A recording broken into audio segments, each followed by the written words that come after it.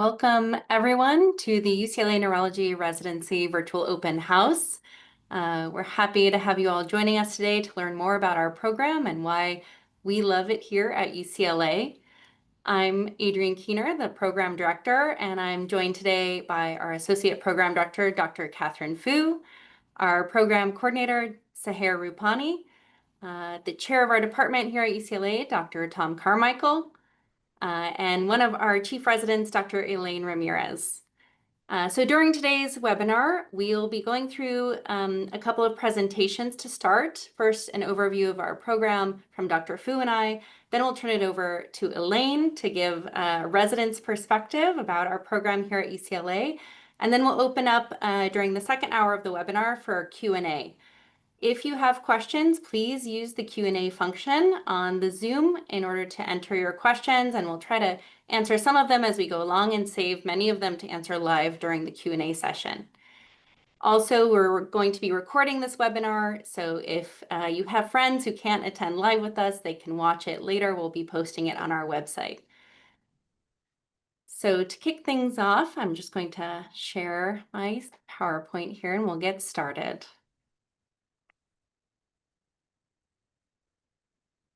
All right. So welcome everyone to the virtual open house. This is a picture of our residency program here in enjoying the mountains of Southern California, and we can't wait to share with you the things that make UCLA Neurology great. During this webinar, we'll be highlighting the outstanding clinical training you'll receive here at UCLA, caring for a diverse patient population across our 3 different training sites in one of the largest neurology departments in the country. We'll also be highlighting opportunities to get involved in research and special interest tracks as part of your career development during residency. I'd like to turn it over now to Dr. Carmichael to say a few welcoming words about our department here at UCLA. He's the chair of our department, and you can see pictured here the other education leaders here at UCLA. Dr. Carmichael, take it away. Great, thanks, Adrienne. Welcome, everyone. It's a pleasure to not see the large audience because we're all on Zoom and kind of hidden away. But it's great to welcome everyone to this open house. This is just a 3-minute overview of the department, so we all get oriented. We're, as Adrienne mentioned, a large neurology department. We have 150 faculty. We have about a split of about a third physician scientist or scientist, about a third clinician scientist, and about a third clinician or clinician educator.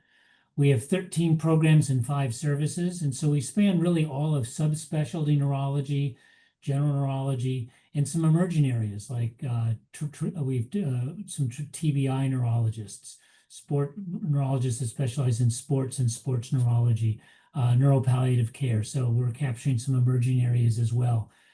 We have a robust research footprint, clinical footprint, education, and community outreach. So we really tick the 4 mission areas. In research, we've been one of the top NIH-funded neurology research departments since the mid-90s. And this has really given us a depth of resources and research projects. For example, in clinical trials, we're well over 10% of all the clinical trials in the whole med school. So there's a lot of activity in clinical research as one example. We have the top publication impact factor of any department, neurology department in the country. So our publications are highly cited and influential. And with faculty like Jeff Saver, Dan Geschwin, John Mazziata, Tim Clousey, Tom Rando, and others, you can see how that would pan out. Clinically, in the clinical mission, there are many clinical environments. There's Westwood with its tertiary quaternary care, but also its great secondary neurology care, particularly in the resident continuity clinics. Alleview, LA County Safety Net Hospital, the VA, Cal Rehab, the largest neurorehab hospital and the newest in the state of California, is the neurology is us. And we really have a large community neurology footprint. Community neurologists in various areas of Southern California that are available for clinical training. In the education mission, we'll hear a lot about that, so I really won't get into that, other than to note that one of the things we really enjoy is a bottom-up residency. So we hear from the residents, ideas, problems, new directions we can go. For example, we have a procedure clinic where we do LPs and Botox, and that came out of a resident ideas that they really wanted to have an opportunity to focus on that several years ago. And finally, in our community engagement, we have a lot of programs in our community, from the care we provide at Venice Family Clinic, which is an underserved community clinic, to a lot of the community outreach that we do in our subspecialty programs. There's a lot of opportunity for residents. We're integrative and collaborative as a department. In fact, UCLA is the largest UC campus by people on the smallest landmass. And so in the biomedical area, we're really on top of each other. The physicians, the scientists, the stem cell center is next to the neurology building, which is across the street from the clinic. So it gives a really integrative and collaborative feel and environment. We're growing. We've added new faculty each year, usually 10 to 12 new faculty coming in each year as we hit specific needs. And so it's a vibrant area as well. So vibrant, integrative, collaborative, those are some of the things we'd use to describe it. And we look forward to discussing it in more detail. Great. Thank you so much, Dr. Carmichael. I'd also like to introduce Dr. Charles Flippen, pictured here on the slide, our former residency program director and vice chair for education in our department, to also share a few words of welcome. Dr. Flippen.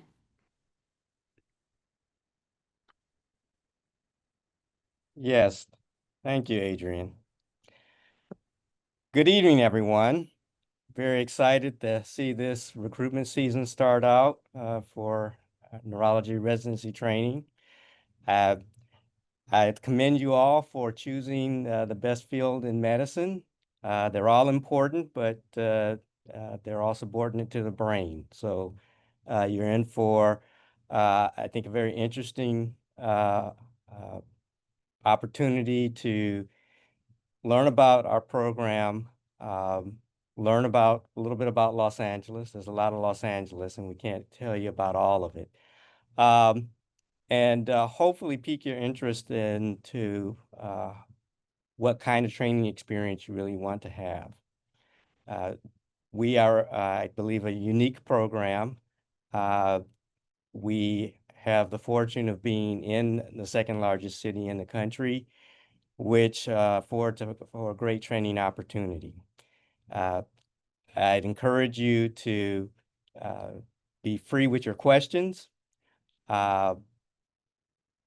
Ask our trainees questions. My residency training experience is a few decades in the past, and so you really want to learn from the people who are experiencing training currently. And our residents are great people and have a very broad range of interest, and so that you also get a great window into what it's like to be in this community as a learner, but also as an explorer. They are constantly telling us about new things here in Los Angeles. So it's a well-rounded experience being here. Again, congratulations on choosing neurology for a career. You're joining a great family, not just if you end up training with us, but in general, the specialty of neurology is vibrant, is where the future of medicine lies. So enjoy this evening and look forward to interacting with you all. Great. Thank you so much, Dr. Flippen. So in the next several slides, Dr. Fu and I are going to delve a little bit deeper into some of those highlights of our program, things that we think make it unique and a great place to train as a resident. And then we'll turn it over to our chief residents to lead a discussion about life in residency at UCLA. As Dr. Flippen said, and I will echo, the residents really are what make our program great. They drive us to continually improve. We learn a lot from them, and they learn a lot from each other, and they will give you the insights that you want to hear about how to succeed in your application season and what to look for in a residency program, and tell you some more details about UCLA as a resident.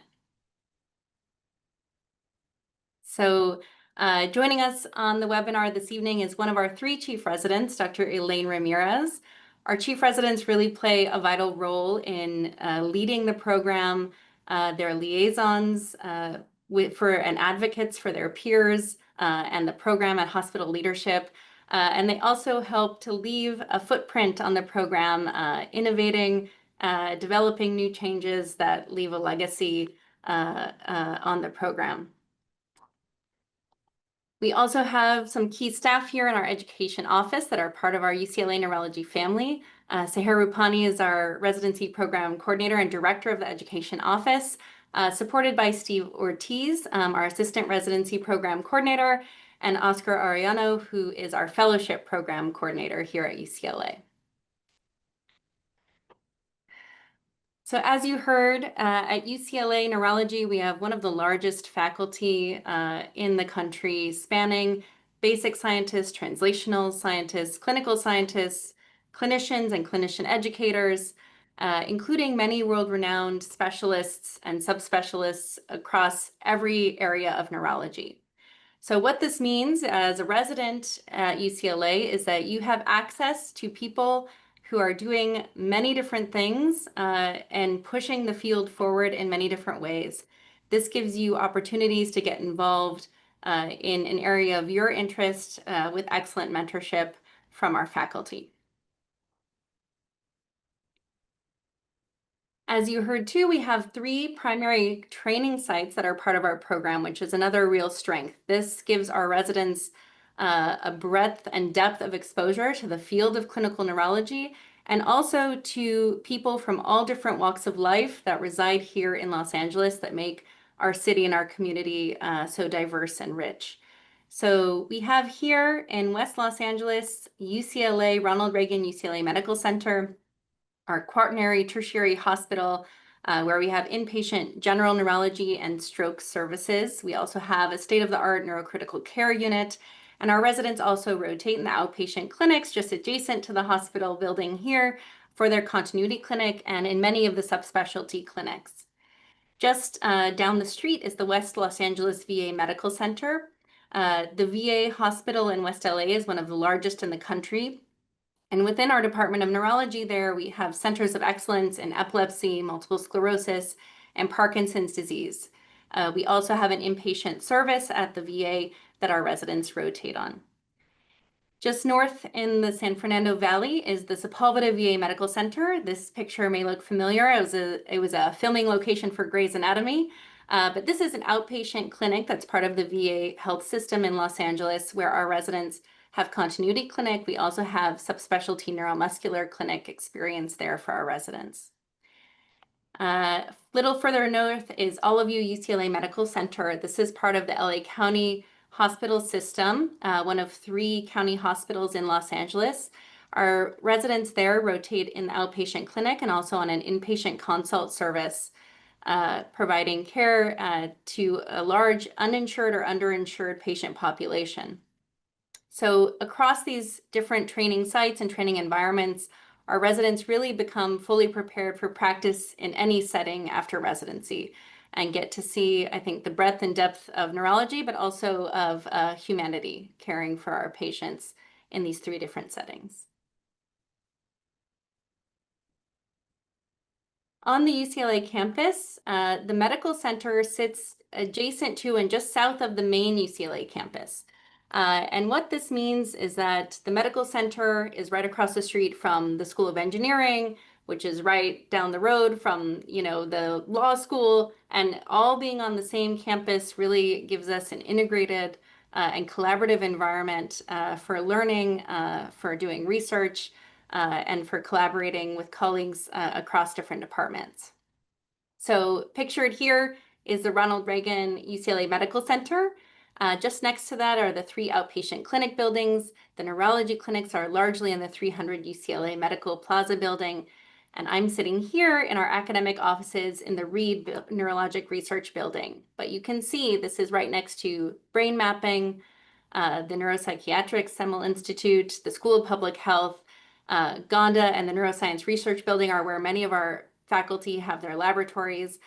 So all of this is very sort of close together on a small footprint, and bumping into each other in the hallways and seeing each other helps foster that collaborative environment. So here at UCLA, we have a hybrid categorical and advanced program, and I'll take a moment to explain what that means. So we have 9 adult neurology residents per year in our program, and 6 of those positions are considered categorical, meaning the intern year is part of our program and takes place alongside our UCLA internal medicine colleagues, largely based at the West LA VA Medical Center. The other 3 positions are considered advanced, but we have a joint program with the All of You Internal Medicine program. So again, spending that internal medicine year with our colleagues at All of You UCLA Medical Center. Both of these intern years really afford foundational internal medicine training with a 4+1 block schedule, meaning for every 4 inpatient weeks, you will have 1 outpatient week, during which you rotate through subspecialty clinics, including neurology clinic.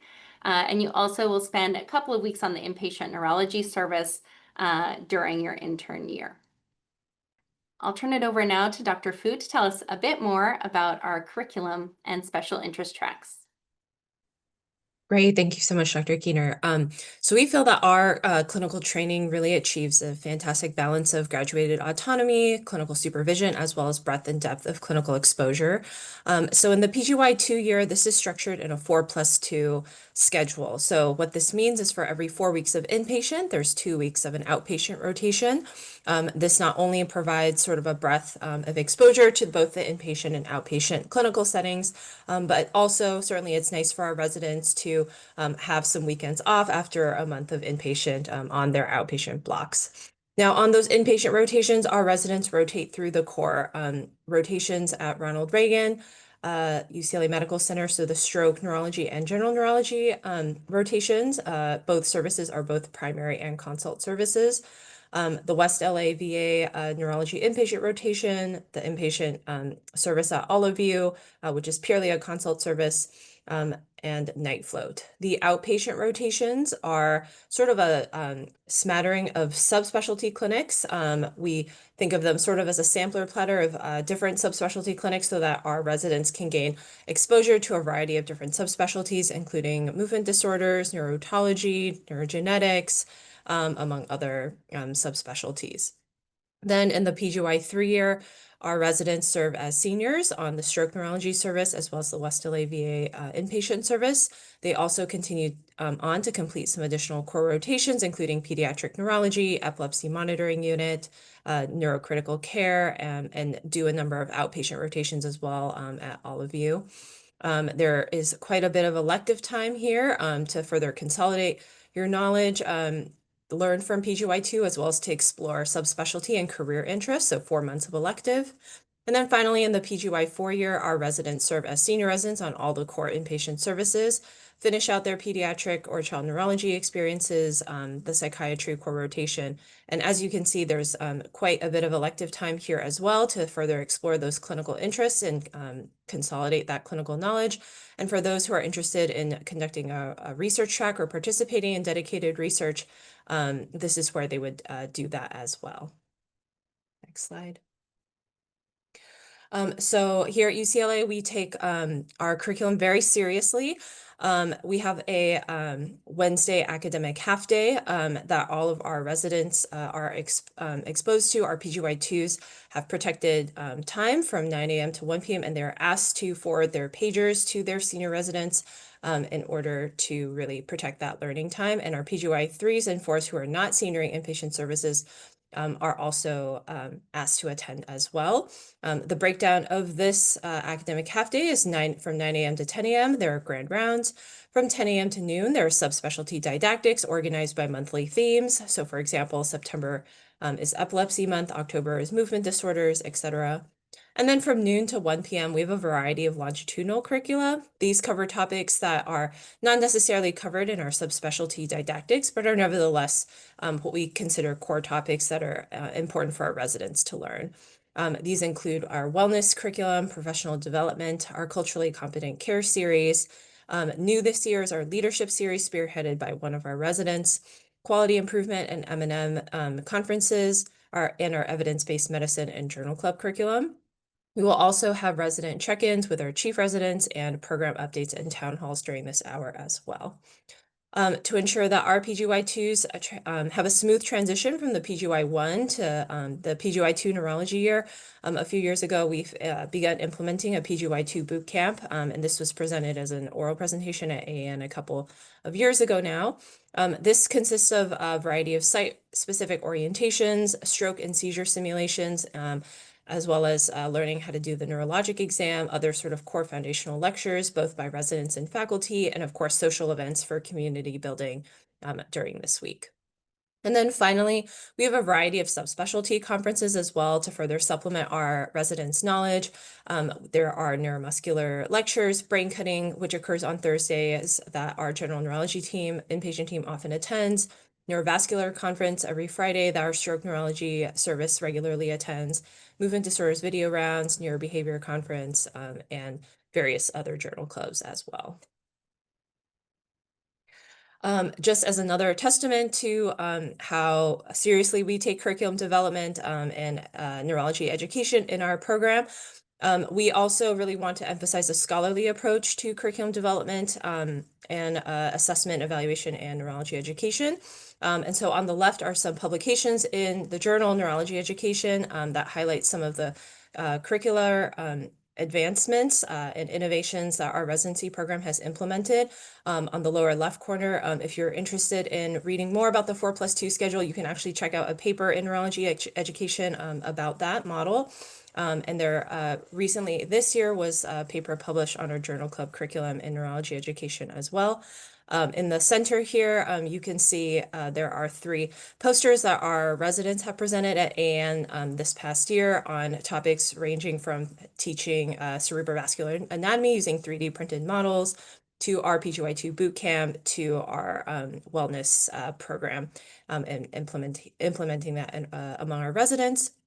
And also in the bottom right was an oral presentation of a curriculum mapping project to better understand the subspecialty breadth of our didactics that was also presented at AAN this year.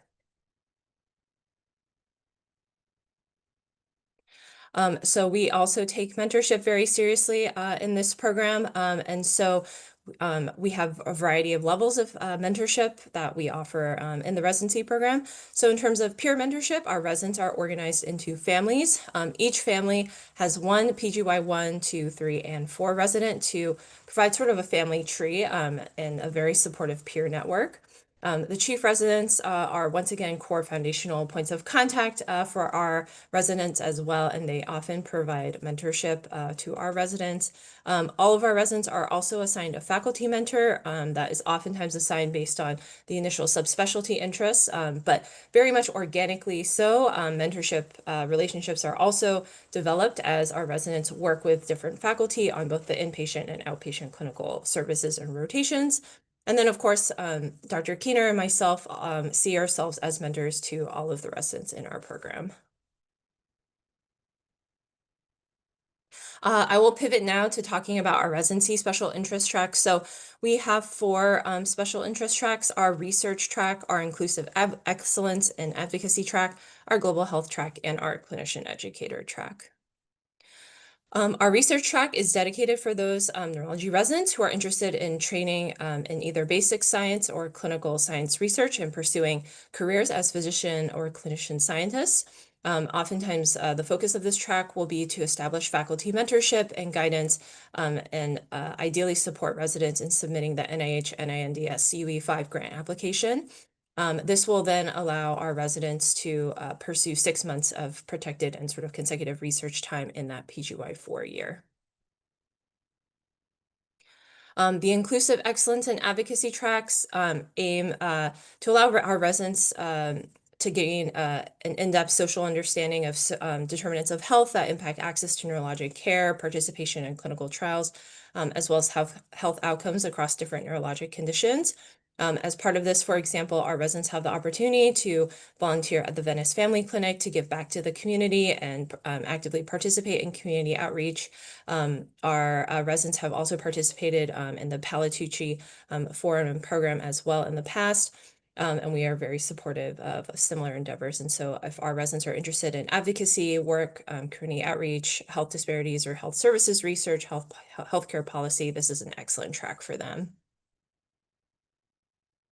Our global health development track is designed to support residents with an interest in neurologic care and careers in global health. Residents have the opportunity to rotate in a variety of global health electives in the PGY 3 and 4 year to gain that hands-on clinical experience as well as conduct research projects abroad if, in line with their career interests. And so we have institution partnerships with a variety of institutions in Mexico City, Thailand, Uganda, Zambia, and London, and are always striving to expand these opportunities as well. And then finally, our clinician educator track aims to prepare neurology residents for careers in academic medicine with a focus on teaching as well as curriculum design and development. As an optional part of this track, the UCLA David Geffen School of Medicine offers a medical education fellowship. This is a 2-year fellowship, but oftentimes our residents will choose to do potentially just one of the 2 years, which is totally fine.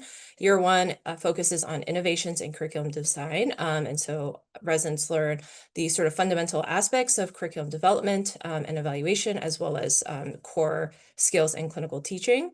And then year 2, for those who are interested, is focused more on medical education scholarship and research methods. And with that, I will turn it back over to Dr. Keener to talk about our resident benefits. Yeah, great. Thank you so much, Kat. So one thing to note about UCLA residencies in general is that our residents are part of a house staff union here at UCLA. So this actually affords them some bargaining power and a lot of benefits that come along with that. So we have a very generous housing stipend to support cost of living here in Los Angeles. I know for people who might not be from LA, that can sometimes be a concern, but I think our residents will hopefully assure you that that life here in LA is actually very affordable as a resident.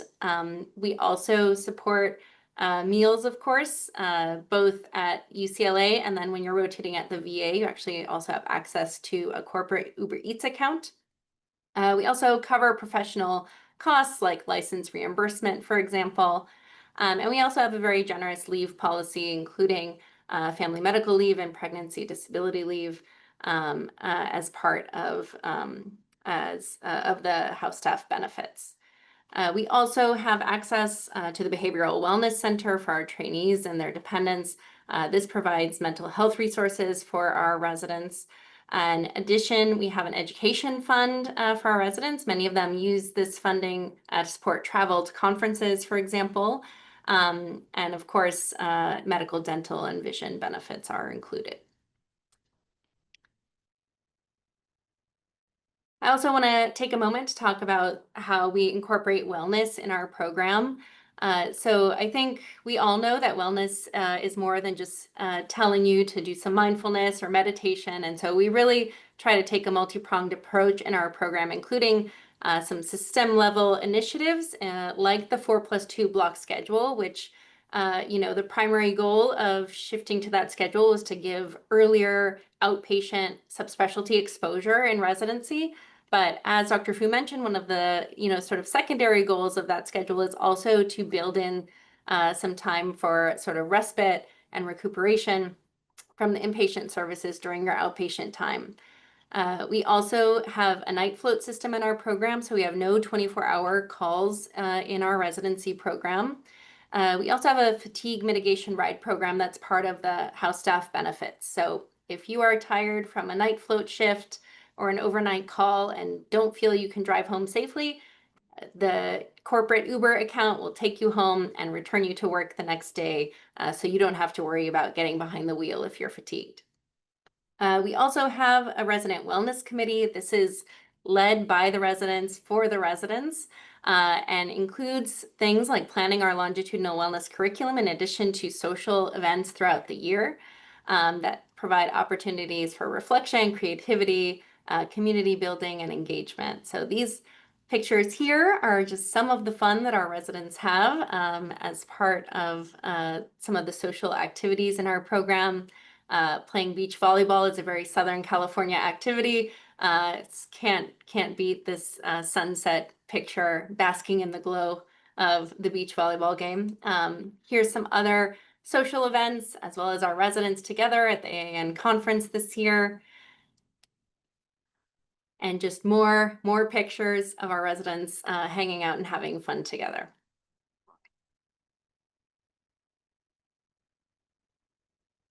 So what happens beyond the residency for our residents here? Well, this is a picture of me at one of the recent AAN meetings with my co-residents who all went on to big and great things following residency. And with training here at UCLA, we really feel that it gives you legs to do whatever you want with your career beyond residency. I would say the majority of our residents do elect to do subspecialty fellowships, and we are fortunate to have many of those subspecialty fellowships represented here at UCLA. So there are connections here to subspecialists in many subspecialties, and a lot of our residents do choose to stay here at UCLA for their fellowship training. If, however, your heart takes you elsewhere, we see our residents going on to train at many of our peer institutions across the country in the programs of their choice. And even after that, we have connections to UCLA Neurology all across the country, from academics to private practice, and even in industry doing drug development or research for pharmaceutical companies, and even around the world. So one of our global health connections in Thailand is there actually because one of our former residents established a movement disorders institute in Bangkok. And lastly, I'll wrap up our part of the presentation here talking a little bit about the City of Angels, Los Angeles, a beautiful place to live, a very diverse and inclusive city. I think has something for everyone, whether that be food and culture, exploring nature. Of course, we have a beautiful climate here year-round, and pictured here are some outings, hiking with the residents. This is me and my family at the Santa Monica Pier enjoying a summer day at the beach. And I will leave it to the residents to tell you a bit more about life in LA. Last slide here, and a common question that we get is, what are we looking for in residency applicants? I think, we really are looking to recruit applicants who have a commitment, passion, and drive, and whatever that may be. People who are curious, who are compassionate, who are really dedicated to moving our field forward, whether that be through research or leading edge patient care or education. We also have a very diverse group of residents and pride ourselves on cultivating a very inclusive environment here. So we're looking for people who have diverse experiences and perspectives, accomplishments, and interests. We also, I think, residents who thrive in our program are self-motivated with a goal of our program to create future leaders in our field. And just to say, we also engage in a holistic resident selection process. There's no exam score cutoff. We do use the program signals to look for that to reflect your interest in our program, but we review every application regardless of whether or not you have signaled our program. Preempting a couple of questions there with this slide, but happy to answer more questions about the application process. With that, I will turn it over to Elaine, who I see now has been joined by one of our other chief residents, Sebastian, and they will give a short presentation about life as a resident at UCLA. Take it away. Awesome. Thank you, Dr. Keener. So I have this PowerPoint that we created to talk a little bit about all the great things at UCLA. It was really hard to put it into one short PowerPoint. All right. So just wanted to walk through with pictures about our 3 different sites. So we have Ronald Reagan, hospital on the left, and the great patio outside in the back. That's where we have a lot of our group lunches. Lunch is our favorite part of the day. It's where a lot of us who are on clinic on the inpatient side get to cross paths and just sit down and have lunch together. And here's a picture of that. We often choose to just be on the lawn and just sit and gather. Just walking through a day in the life. So typically our days are 7 to 5. Usually people come to Reagan at 7 a.m. We try to build different educational activities, whether that be anatomy of the day, EEG teaching, neurovascular conference where we discuss different stroke and neuro-IR cases. And then by 8 a.m. we're doing morning report where we're talking about different cases that a few of the senior residents have seen in clinic or inpatient. Also, brain cutting is scattered throughout the weeks. At 8:30, that's usually when rounds start. And so we'll typically round somewhere between 8:30, 11:30, depending on the patient load. Then we'll have lunch, and then the afternoon is pretty much just spent tending to consults, code strokes, cross covering on the floor until 5 p.m. And then at 5 p.m., that's when we sign out to long call. So the way that it works at Reagan is from 5 to 7 p.m. we have one of the PGY2 residents is on long call. And so they'll just cross cover this short amount of time until night float takes over. Typically, when you're a PGY2 resident, you're on long call about 1 or 2 times a week. And then from 7 p.m. to 7 a.m., we have our awesome night float who takes over. Here's a couple more pictures of us in and out of Reagan, different parts of the campus. Honestly, one of the best parts of the day is being able to run into our fellow co-residents, medical students, faculty, and just say hi. Sometimes that can just be in the elevator, kind of down here in the bottom, where some of us are just running into the Peds Neuro team. Sometimes it can be at the Broxton, which is the closest, one of the closer restaurants that we like to go for happy hour or to grab a snack. And sometimes it can be outside the medical school where a lot of us help out with intersessions, teaching the medical students as they prepare for their neurology clerkship. Now turning to all of you.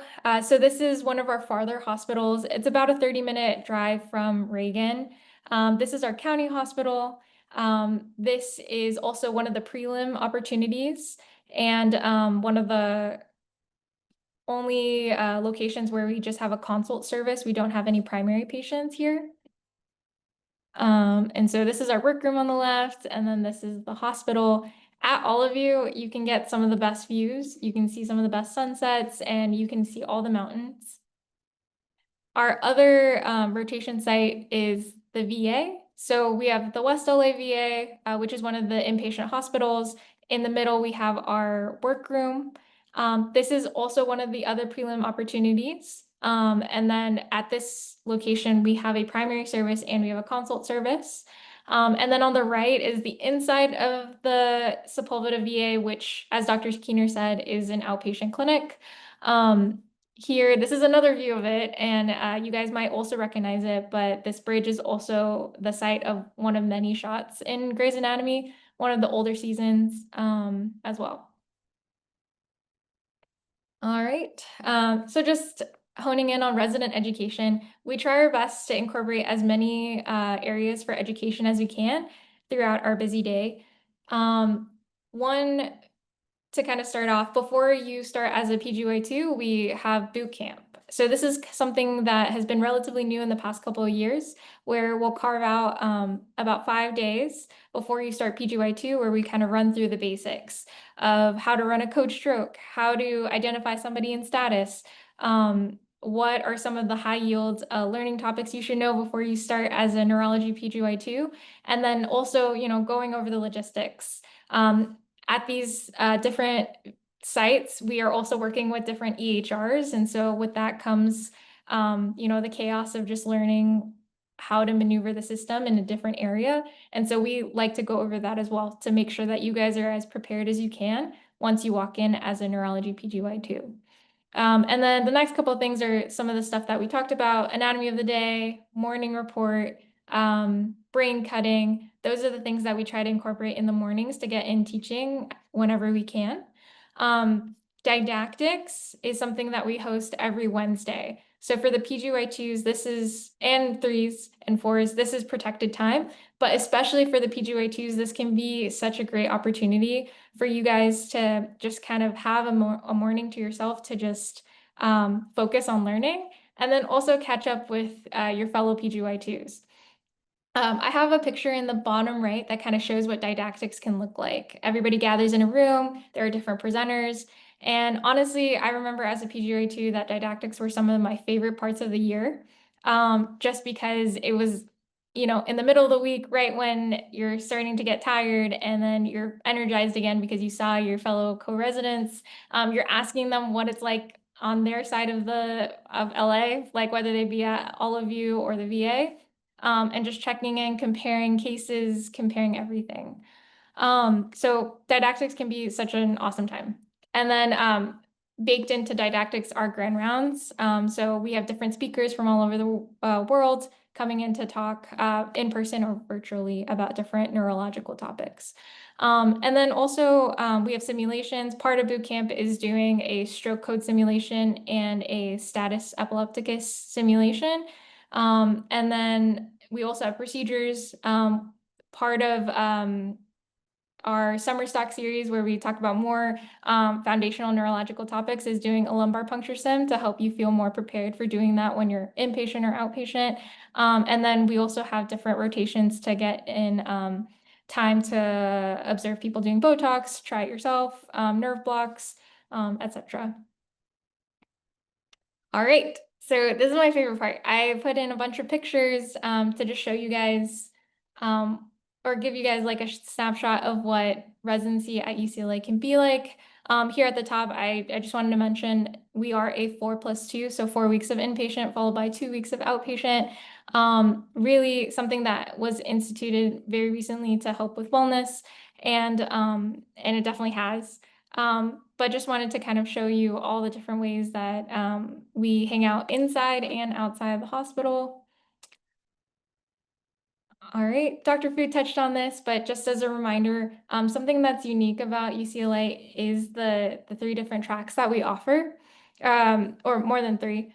So we have research, clinician education, the equity, diversity, inclusion, advocacy track, the global health track, and the health informaticist program. These are some of the people who have completed it, but there are many more. We need to update it with our current PGY2s.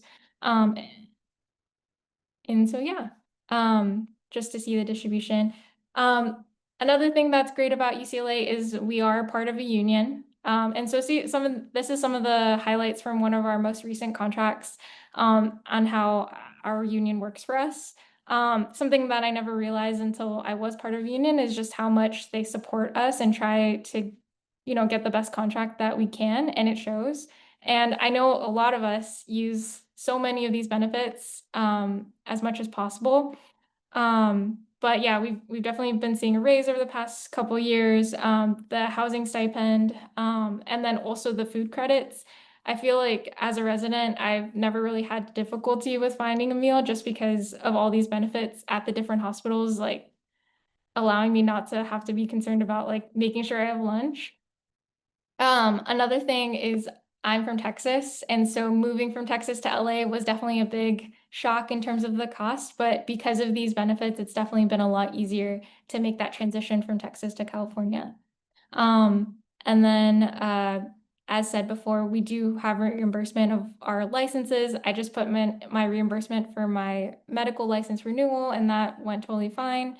And then we also have 8 weeks of paid parental leave. So definitely things that I would not look over when you're applying to residency. These are important. Here's a map of where our residents live in general. So these stars right here are the different sites. So Somar, that's going to be all of you. Right here, that's going to be the Sepulveda VA. Westwood has the VA and Ronald Reagan. And then the blue circles are where all of our residents tend to gather. So not too far. I feel like in all of these circles, you're about 15 minutes, 15 to 20 without traffic. Definitely less if you're living in Westwood or Santa Monica. And then everywhere you go, you're probably about 20 to 30 minutes from all of you. But thankfully, we're always going against or the opposite of traffic. So we're never usually caught in traffic whenever we're trying to go to all of you or come back. So it's pretty consistent. Um, yeah, okay. And then just another slide about life in LA. There's always something to do in LA. So many things. And even when you do it, you want to do it again because it's just so fun. But Dodgers games, Griffith Observatory, Santa Monica Beach, different hikes all across LA, the Hollywood Bowl, Walt Disney Concert Hall, just so many things. And then just some other things that we do. As Dr. Keener mentioned, we love volleyball. We do volleyball once a week, now on Mondays. And then there are different places that we also like to go sometimes after work. So the Victorian, some people just went recently to go salsa dancing, the theater, Hollywood Improv, the Wildlife Center, and the Magic Castle is actually a very common place that we like to go. We have somebody who does magic there, so that allows us to go in often. All right, more pictures of the people I really adore and respect in this residency.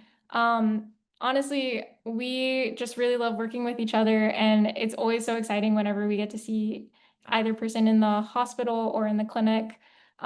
Just a few of the moments that from the past couple of years that have been just so near and dear to our hearts. I can already like see some of these pictures and remember what that memory is like. Just I remember here it was a Lunar New Year party. That's why Fat is dressed up like a dragon. This was like our last day of didactics, and we were so excited, but also sad because after PGY2, we don't see people as often. And then just all these different memories. This was from retreat. So yeah, super excited to show you guys these pictures. Some more pictures. Just different happy hours, how we spend the holidays at UCLA when you're in the hospital, times when we went to Universal Studios, whenever there was a golden weekend where so many people were free, just more memories. And then more things. Every year we have a UCLA Neurology Day where different people come, not just the residents, but also faculty. So that's always really fun. And it's a good break halfway through the year. A lot more pictures. Every year we have like a Halloween get together where we carve pumpkins and more pictures. There's more happy hours. So yeah, just wanted to give you guys a snapshot of everything of what residency is at UCLA and how fun it can be. So hope to see you guys soon. And I'm going to stop sharing and turn it back to Dr. Keener. Great. Thank you so much, Elaine. Well, we have some questions flowing in the chat. I think Dr. Fu and I have been trying to answer some of them, but there are many that I would like to pose to our residents to answer live. I also want to welcome one of our interns, Natalie, who's joined to share her perspective as well. And as some of the other residents roll in around 5 p.m., we'll ask them to introduce themselves and join the conversation. So Elaine, thank you so much for that presentation, but maybe before we launch into the questions, I'll turn it over to Sebastian to introduce himself, and then over to Natalie to introduce herself as well.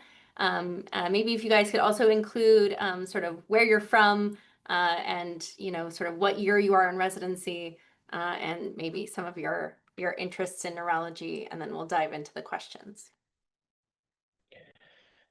Sure, I can start. So I'm Sebastian. I'm one of the chief residents alongside Elaine. So that means I'm in my final year of residency, which very sad about now.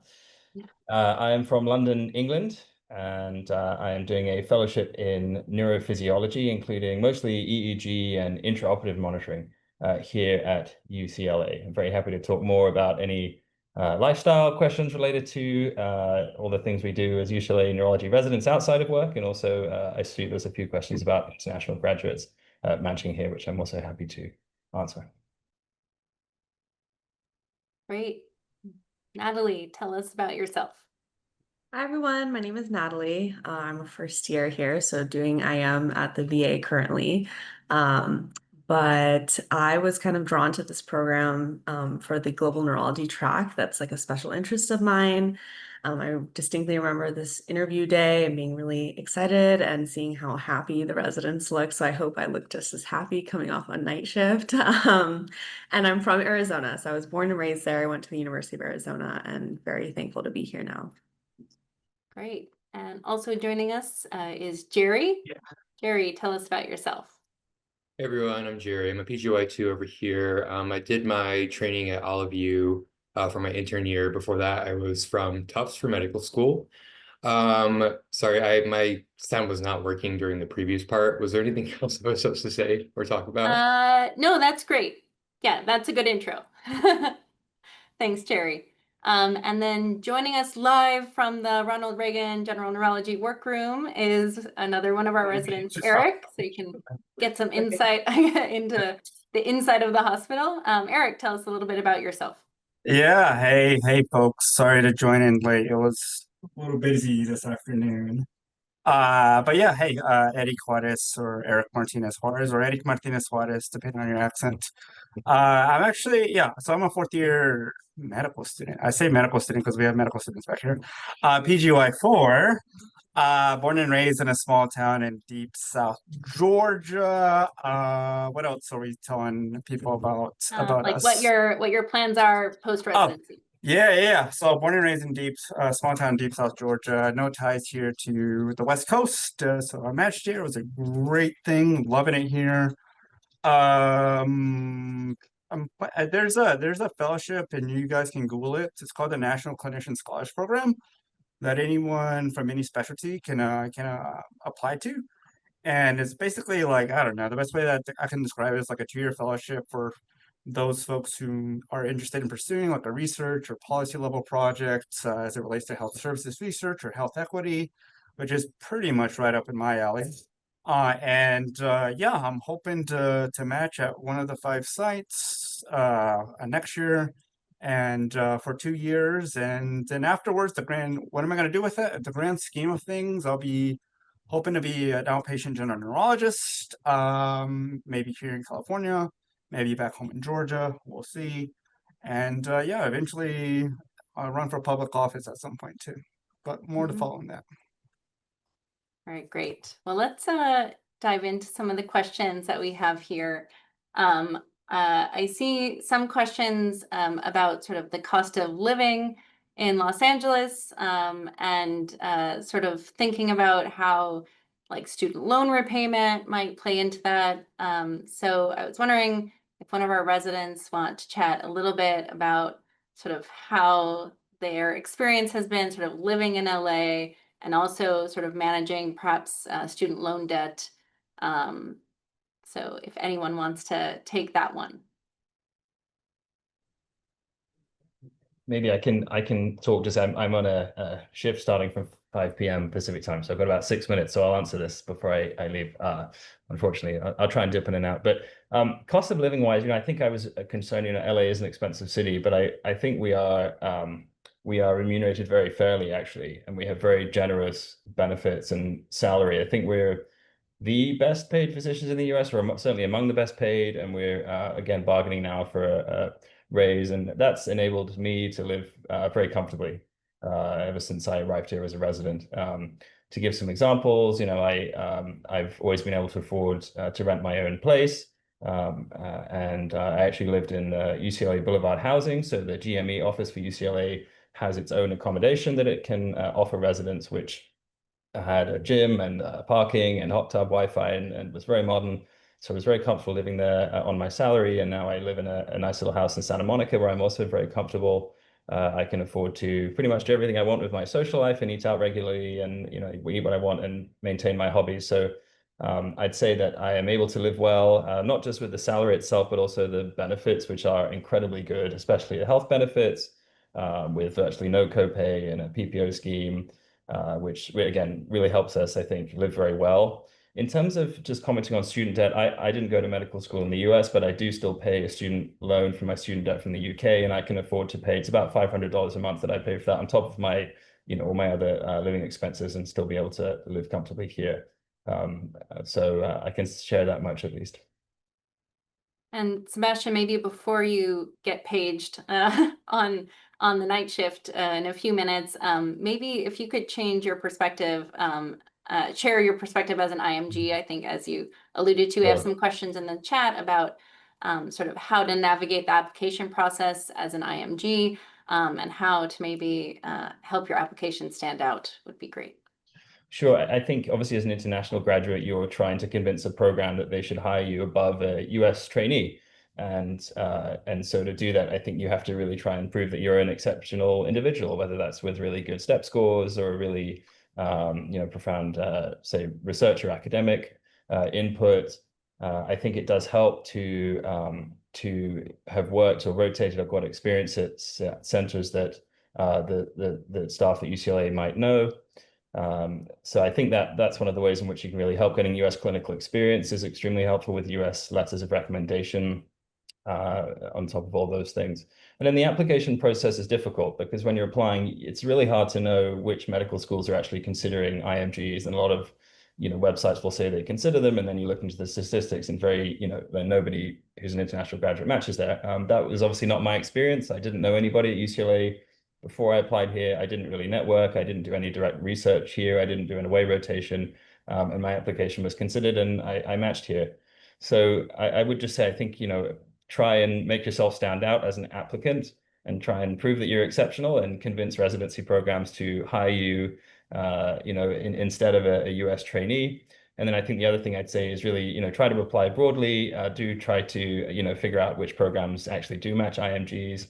And then I'll just share very briefly, like as an IMG coming to the US, it's really hard. Like it's very difficult. You have to get Social Security. You have to, you have to financially sort things. I mean, there's a lot to do, but I will just say UCLA were amazing at helping me move to the US and feel comfortable being here. To give some examples, they have a generous relocation stipend. So they paid for my flights from London out to Los Angeles. They provided housing for me through UCLA GME and the Boulevard housing that I mentioned earlier, which made the transition coming here so much easier than it would have been trying to find private rent in cities where I had no rental history, no social security history, didn't have a US credit card, really anything to get myself going. So just really a big plug, I think, to UCLA for being a program that has really supported me. And now that I'm looking to kind of, move on to fellowships, and then again, attending programs is also really helping me with all of my career goals.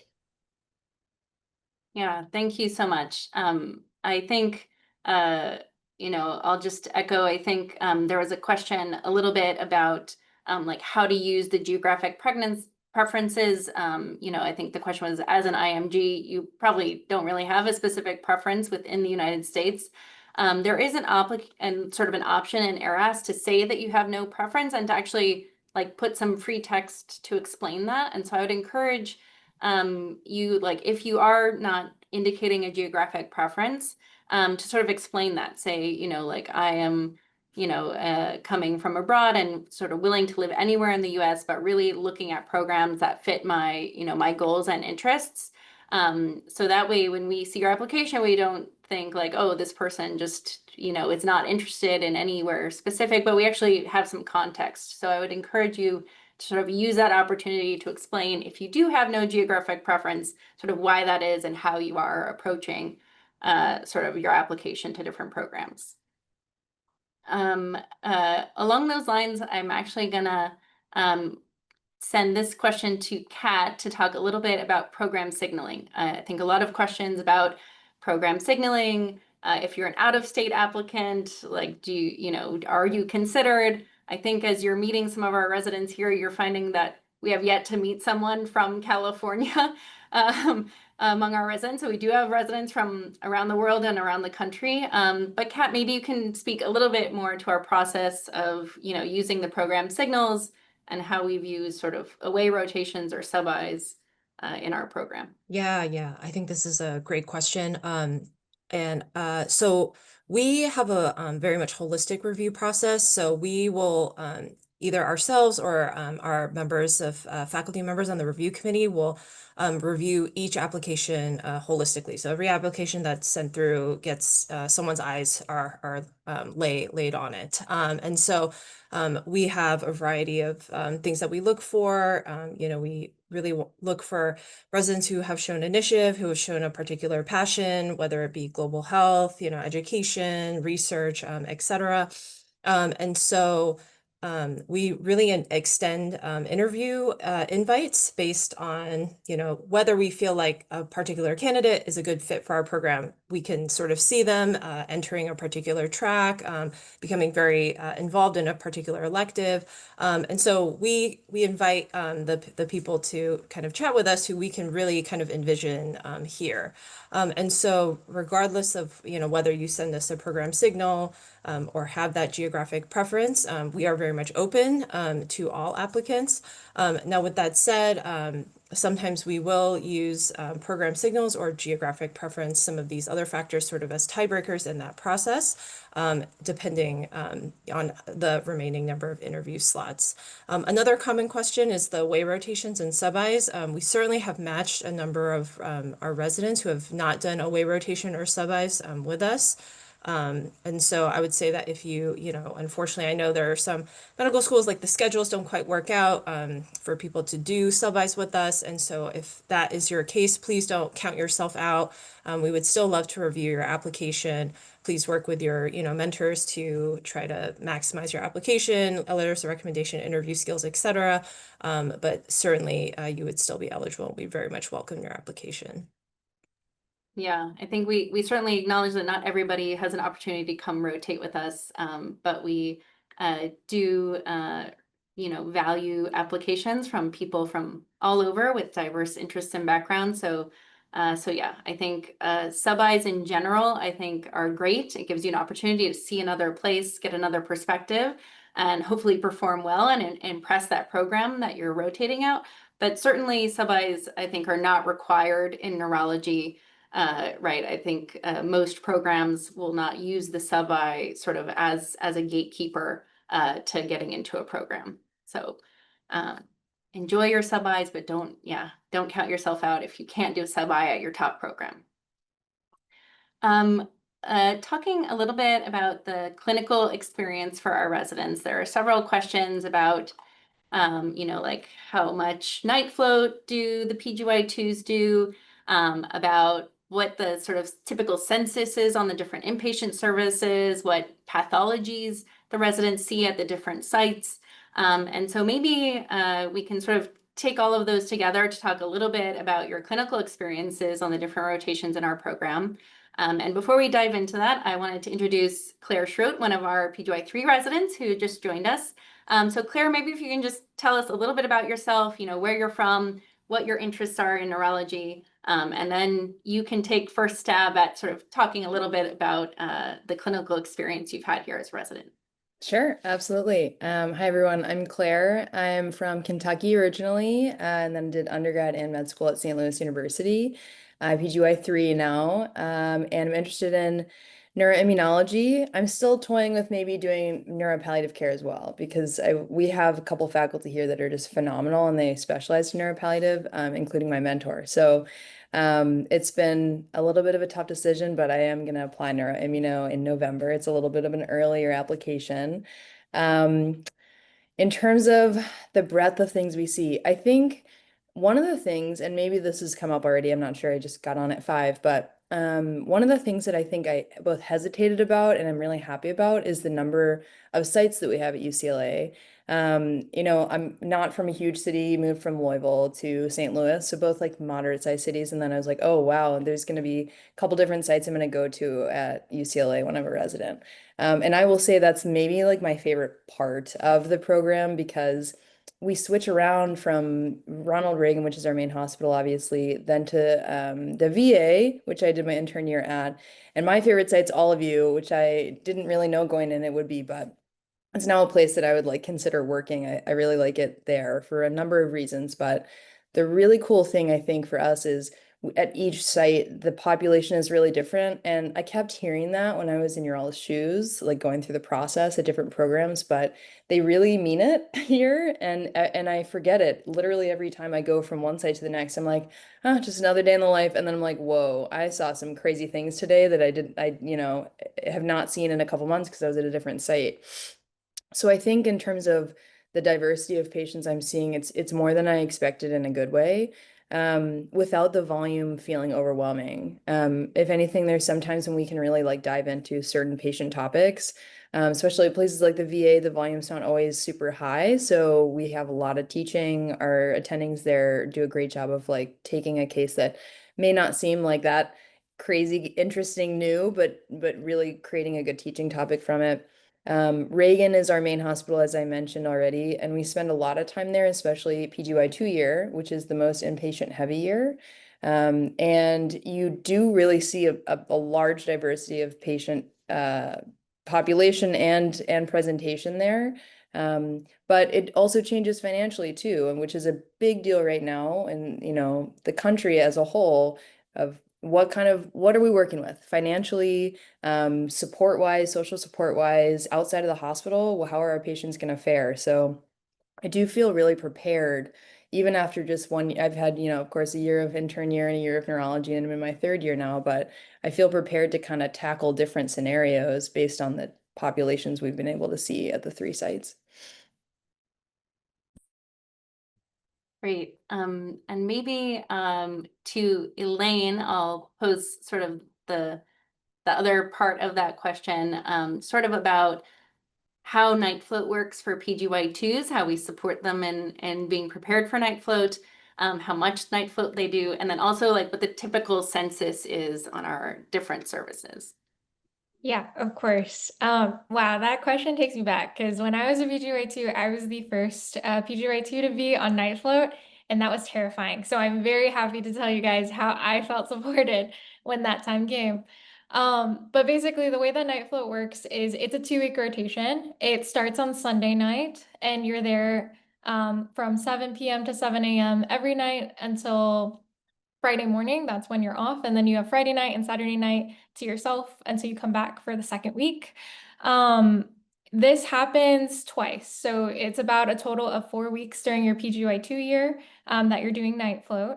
And as a PGY2, you are the only one physically there. However, you are assigned a backup for every single shift that you have of all of PGY2. It doesn't matter if it's at the beginning, like it was for me, or if it's at the end, like it was for some of my co-residents. You always have a backup that you are expected to call to staff every consult, every ED discharge, and then even any cross-cover question that you might not know the logistics about, or if you're just asking any other thoughts.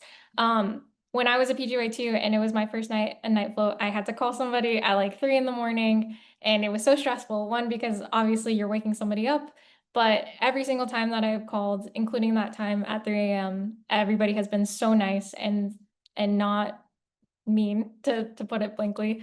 And they're always willing to help once they get out of like, the tired fog. But everybody is so supportive here. And I feel the same when I'm supporting my PGY2s. Whenever they call me overnight, I have no problem answering any question that they have, just because I remember what it was like as a PGY2, and I just want to pay that kindness forward. And I just feel like that's a testament to the kind of culture that we have here at UCLA. For the second part of the question, in terms of the census, it really varies. I think at the beginning of the year, it can be pretty hectic, and the volume can be pretty high as everybody is kind of adjusting and trying to figure out what is an appropriate consult. Speaking of, a lot of our inpatient teams really wanted to be here, but are getting a lot of consults today and couldn't make it. So they all send their regards. But kind of dividing it into each site at Reagan, I think that's where we get the most volume. As a primary service and a consult service, we can have, it really varies. Like we can have anywhere from like, 8 to like more than 20 at a time, depending on the time of the year. of those, maybe about like a third can be primary patients, but there have been times where most of them are primary patients. And that's just what happens. At the VA, that tends to be our lowest census place, so it can definitely vary. And I saw Selma there, so she can tell you some stories. But basically, we definitely have like maybe up to 10 patients at the VA. And then at all of you, this is a consult service. So we don't have any primaries. We have a lot of consults. So that can range anywhere from like 5 to 15 at any given moment. Yeah, thanks so much. I'm gonna pivot the question because I see we have another one of our interns who just joined, Nikki. There's been some questions in the chat about sort of understanding the sort of, hybrid categorical advanced option, like do I need to apply and interview multiple different times, and how maybe did you choose, your intern year experience? So Nikki, maybe you can introduce yourself, tell us where you're from, and where you're doing your intern year, and maybe how you approached sort of thinking about the different options in our program. I'll start by saying you only need one application and one interview for both options. But Nikki, tell us a little bit more about your experience. Yeah, sure. Hi, everyone. My name's Nikki. I'm originally from San Diego, but was in Philly for med school. And my big goal coming was to like be back here in Southern California, which I'm super happy to be here at UCLA. So I'm at all of you. So I'm sure that it's like they've gone over this, but it's like there's like 3 of us at all of you and 6 at the VA. I can't really speak to the VA. I think that for me, when it came down to deciding, it was like patient population. I felt like that was one big thing. So like all of you has a very similar patient population to where I did my med school, and it was like kind of a population that I like felt like very connected to and like had experience with. Another thing this is like more of a personal thing that like I guess most people wouldn't have this same experience, is like I was couples matching, and my fiance was like thinking of all of you for categorical internal medicine, which he ended up at as well. So that was like a big consideration for us too. I think that like you're going to get like great training regardless of which location you go to. There's like going to be a different patient population. You're in a different area depending on where you end up living. There might be more of a commute. So I'm like closer to Reagan right now. So like it is like a 30-minute commute like there and back, which is okay for me. But like, some people may not be okay with such a like a commute. But I know that some of the like one of my other co-interns that's at all of you is like living in the valley, and she's like a bit closer, so it depends. I hope I answered the question. Was there like another part of the question? No, that's great. And actually, I'll ask Natalie to chime in because she's doing her intern year at the VA. So maybe she can talk a little bit about her approach to this and what it's been like at the VA so far as an intern. Yeah, so I commuted like my entire life, or at least 30 minutes when I was in Arizona. So I really didn't want to commute. So my commute now is 3 minutes to the VA. I kind of live like one street away, which is absolutely fabulous. I have forgotten my PIV badge too many times. I needed to like run back home and then come back. But I will say that the being against traffic if you live in West LA going up is very true. So I personally don't mind doing 30 minutes in other circumstances. And then something else that I just didn't want to move between PGY 1 and PGY 2. I think that was another thing because you do end up spending a bit more time at Reagan, although we do sometimes go back to all of you. And then lastly, I had a VA at my home institution, so I was a bit familiar with that patient population. And I actually, even though I probably resonate more with like county hospital populations, I wanted to challenge myself to kind of work with a group that I historically felt, a bit disconnected to. And so and now I absolutely love the veterans. They're actually one of my favorite populations I've ever worked with. It really changed. I had such a perspective shift working at the VA. So don't count it out. I still think the range of pathology is so interesting, and they're truly an underserved population. And that's kind of like my passion is just providing medicine for people who don't have access. And very interestingly, they will most definitely meet that criteria, especially with the current political climate. So. Great, thank you so much. I see we have some other residents joining, so we'll take a brief pause from the questions for them to introduce themselves. And you might be able to see in the chat too some people chiming in with some comments. But Brendan, you just joined. Why don't you go ahead and tell us a little bit about yourself, where you're from, and what you're passionate about in neurology? Thanks, Dr. Keener. Hi, sorry I'm late. And actually, rather aptly, I guess the last question was about traffic. I just got out of traffic, so hi. I'm Brendan. I'm a third-year neurology resident, and I've actually been at a few different UCs. I've been at Berkeley for undergrad, Davis for MD, PhD, and then I've been here a few years, and I've worked at a couple other UC campuses before.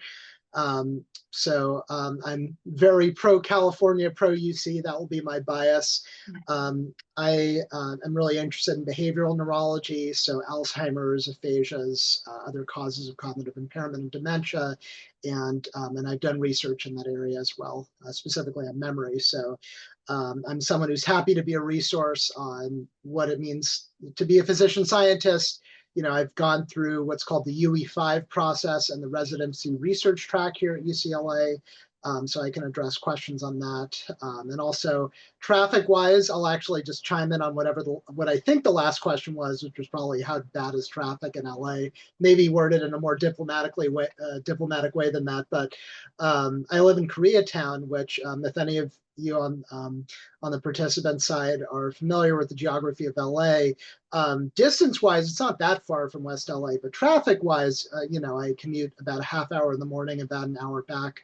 And that's by choice. I actually grew up in the West LA area. I love Santa Monica, which is my hometown, but wanted to try something different. And my spouse has other work, and we picked this part of LA, and we love it. You know, there's kind of a range of ways you can go, and living in a big city with so many different types of communities, arts, food, like Los Angeles. So yeah, I love LA. I'm happy to be a stand for that as well. Great, thanks so much, Brendan. And I'm gonna call on Sama, who I see has also joined, to introduce herself. Yeah, can you guys hear me okay? Yes, Yeah, also sorry. in the general neurology workroom. Yes, I'm on peds outpatient. So I finished a fun clinic with Dr. Wilson actually, and then I was like, okay, I'll come log in. So I'm Sama, sorry, my camera's off. I'm eating chicken from the cafeteria. That's really good with the mashed potatoes. But I'm a fourth year. I'm from Houston, Texas, did my med school down in Galveston, and then decided to just go clear across the country because the vibes were great. When I was at my socials and all of these kind of meetings back then. I'm interested in headache. That's what I'm going to be doing next year. I did my intern year at all of you. If you have any questions, though, things have changed since I was an intern like 7 years ago. And I also had to deal with like emergent spinal surgery in the middle of PGY2, so I can speak to how supportive the program is and the union and accommodations and stuff if anyone has any specific questions about that. And I'll put my email in if you don't want to share. Great, thanks, Sama. All right, I'm gonna turn back to the questions in the chat here to post to some of our residents. Brendan mentioned being part of the research track and his experience there. There are also some questions about the education track, and I just wanted to highlight, I think Sebastian had to run because he's on nights, but he's actually part of our clinician education track and is doing the medical education fellowship this year. But a lot of the sort of changes in our program that we highlighted in the presentation were actually projects that came out of that track. So at the outside of the webinar, Dr. Carmichael alluded to sort of the bottom-up residency, and we really take ideas from our residents and put them into action. So things like the 4+2 schedule change, that was a resident project. Things like some of these other new sort of longitudinal curricula that are part of our Wednesday didactics are also born from resident education projects. So those are just a few examples. Another question I saw in the track that I'll pose, and we can go around a little bit, but a question I really liked was posed to each resident. From your perspective, what do you think has made your experience here at UCLA unique?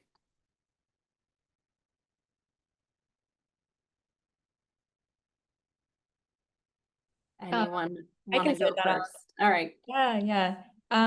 So honestly, there are so many, but the first one that comes to mind is whenever you're on general neurology at Reagan, the attendings who rotate are often specialized in some part of neurology. And so something that I feel has been really unique is that every 2 weeks you kind of get a new perspective on their approach to neurology. And sometimes, the stars align and you have a headache attending and somebody really needs a nerve block and that just happens to work out and that day you get to learn more about like outpatient headache neurology. You're attending as a neuroimmunologist and you have somebody who we're working up for possible causes of like altered mental status, which often includes autoimmune workup, and they can provide some insight as to what tests are actually helpful and not. Or when you're super lucky, you're attending as a neuromuscular attending, and they can do an EMG study inpatient on a patient who normally would have probably gotten that outpatient. So I feel like with all these different attendings who rotate, there's so much to learn from them, and sometimes there's so much you can do whenever they're the attending.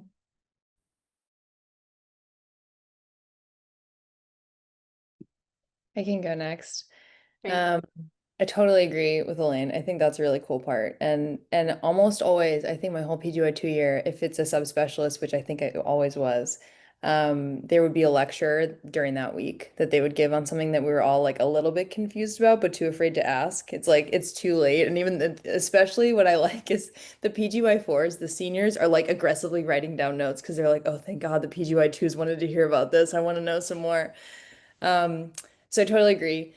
I think two things. I think what makes my experience unique inside the program, one of the reasons I was not planning on landing in LA at all. I was actually planning on being on the entire other side of the country, but I came here for a sub-I and then continued to feel this way to this day.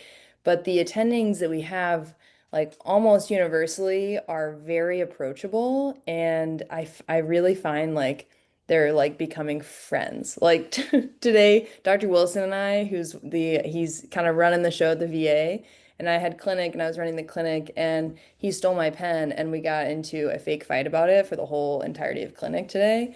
And it's just fun. It's just like a fun time. And I find that that's like really enhances your day because I was just like not really feeling it this morning. And then I was like laughing by the end of the day. So I found that unique and I didn't really think that. I don't know if I knew that that would be the case. I had that sense when I did a sub-I, but it has expanded.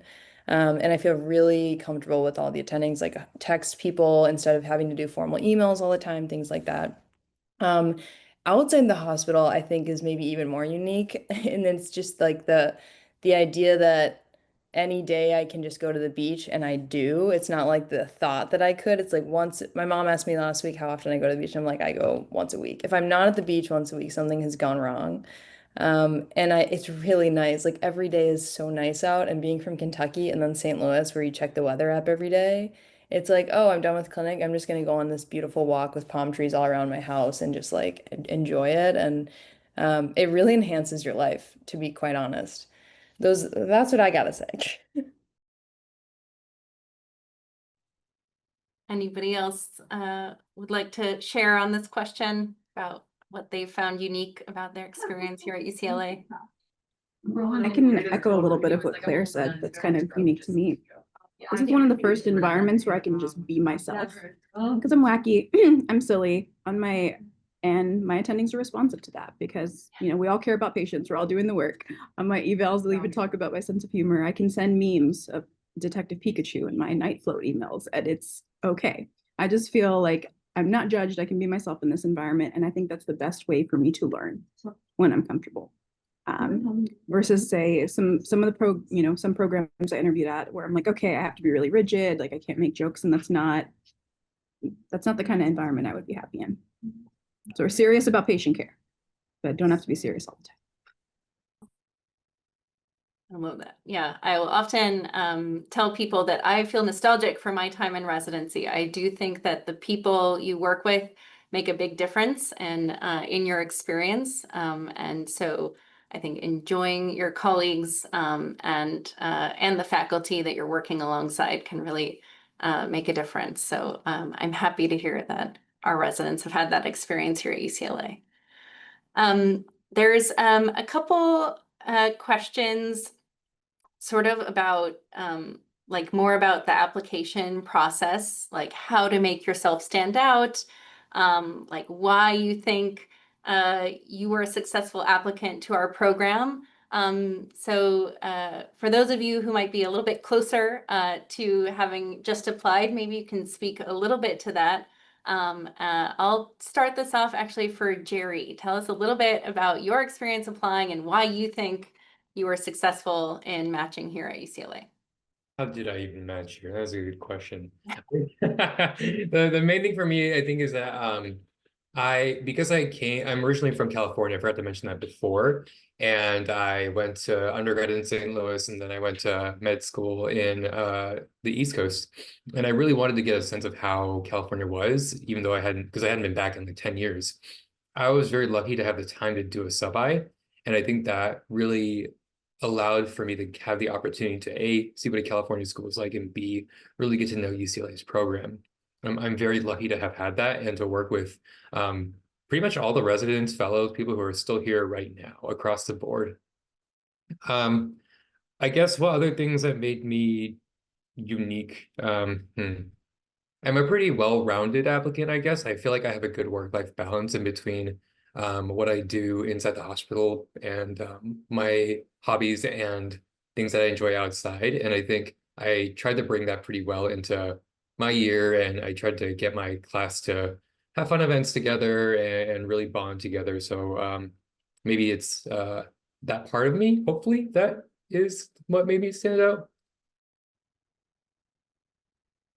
I love that. How about Nikki or Natalie? Tell us a little bit about your application process and what you think helped you stand out and match here at UCLA. I did not do a sub-I. Like I said before, like I'm from Southern California. I actually like always wanted to go to UCLA, like even as a high school student applying to college. And I ended up going to USC. But I did actually want to go to UCLA. So it was kind of like always on my radar even before like I knew I wanted to do neurology or whatever. Like it was kind of always in the back of my mind. I think that in med school, I picked a few things that I was really like truly passionate about and kind of focused on those versus like trying to do a million things. And I would like to think that my passion and those few things like came through in my application. I was involved in student government, which I really loved. And like, I think like UCLA also like puts a big emphasis on like teaching and like kind of recruiting other teachers. And so that was something I think probably like my values in that like aligned with UCLA.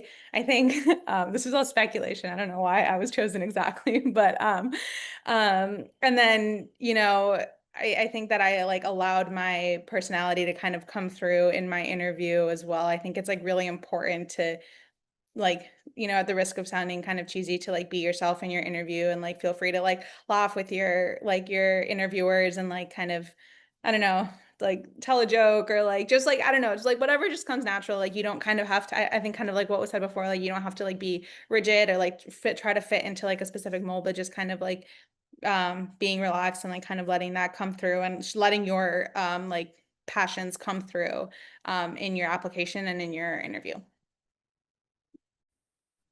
Yeah. Anybody else want to add some advice to our applicants? Yeah, I guess I'll just echo what Nikki said. I think definitely, you know, imposter syndrome still, I always joke I was the personality match. But I think what this is basically what Nikki is saying, but tell your story, you know, if you have a certain interest, it doesn't need to be so neurology related. Just like make sure you emphasize like what you care about in your application and be passionate about it. And the programs that actually match your energy, you know, in an authentic way will, I think, lead to like the appropriate outcome in the match.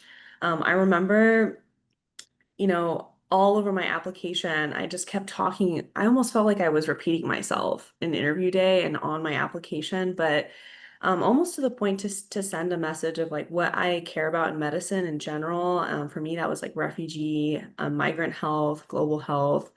And, you know, a lot of people were always confused, like, where does that connect with neurology? But, you know, I think, you know, if you know how to make it connect, or if you're ambitious, if you want to change something in the field, if you want to see something change, I think places like UCLA, they see that and they actually want it. They want you to kind of come in with new ideas, to challenge the system, to be an advocate.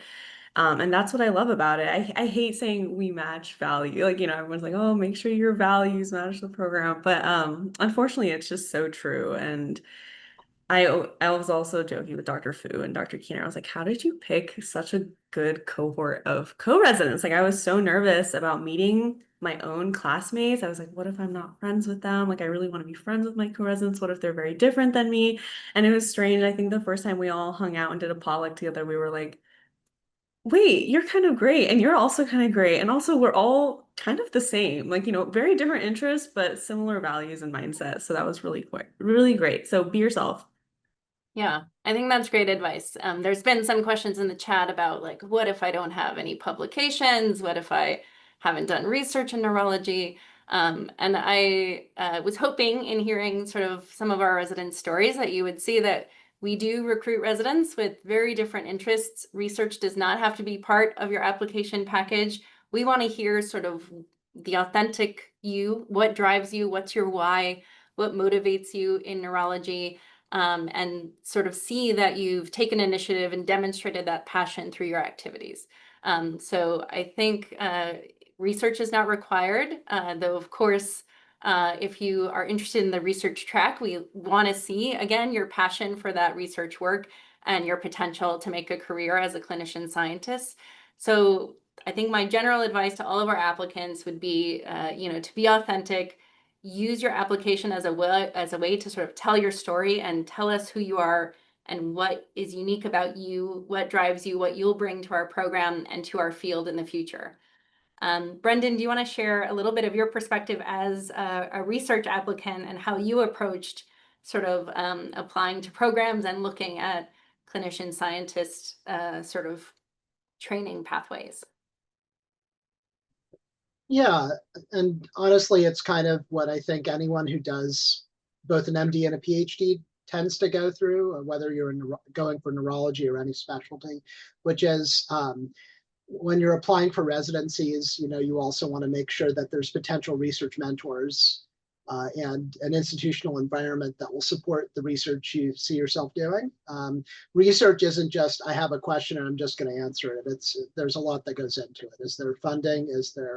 Are there faculty? Are there nice people really, and people that seem to be surviving and enjoying what they're doing in this place, doing what I might want to do? So, you know, it's complicated. And so you know, if for those of you applying to UCLA, I would encourage you, if you're considering the research track, you might actually want to reach out to potential research mentors, even as you're applying to residency, because it'll be a slow process to kind of set things up. Basically, you know, the timeline of the research track is you apply for the fellowship during the beginning of the third year of residency. So I just submitted my application like last week. And then if you get it, the last 6 months of residency, so the second half of PGY4 or thereabouts, you can actually change it up a little bit during PGY4, end up being your research time, and that leads into like a 2-year fellowship respectively. So, but you know, before that, you're still going to have to fit in meeting with potential mentors, feeling things out, making sure that, you know, you're going into applying for the fellowship with enough of a sense that I'm going to be supported in every way, shape, and form. So, it's just like for those of you that have done research before, it's what you've already done to get this far. Cold email people early on. Ask if you have a PI now. Ask them, if they know anyone at UCLA or wherever you're applying who's doing similar research and help you to get in touch. All the usual ways of trying to build that network of support for yourself. Great, thanks so much. There are a couple of questions in the chat about how residents might engage in other sort of research projects, including clinical research or global health research during residency. I was wondering if any of our other residents might want to talk about some projects they've been involved in during residency. It's probably more for our senior residents. I'm happy to chime in. I just can't be on camera right now, if that's okay. So I'm doing global health research. I'm Maria. I'm PGY4, and in the beginning of my PGY3 year, I set up a global health elective in New Zealand. And so I was there for a month. I did clinical work there, but I just loved my experience there. And I kind of came up with a research idea while I was there. I'm passionate about healthcare disparities, and I realized that the Maori community in New Zealand, who are indigenous to that land, face similar kinds of healthcare disparities. Sorry, I'm in clinic, so I'm closing the door. They face similar kinds of disparities as some of the indigenous communities here in home. And so I asked the question, how is headache care different between Maori and the Kiwi population in New Zealand? And so in order to do that, I asked Dr. Goatsby, who you may have heard his name. He's very renowned in the world of headache, for any contacts in academic headache in New Zealand. And he connected me with an epidemiologist who, initially, like, I thought she was going to help me, and we tried and it didn't work out. And then, but she connected me to another epidemiologist. And so you just keep making an effort. And ultimately, I was able to get data from the Ministry of Health. And so now I'll be essentially, I've already collected that data and I'm processing it to see how to rates of headache prescriptions, specifically triptans, compare between the two populations. And the way you do that during residency, it's basically in PGY 3 and 4.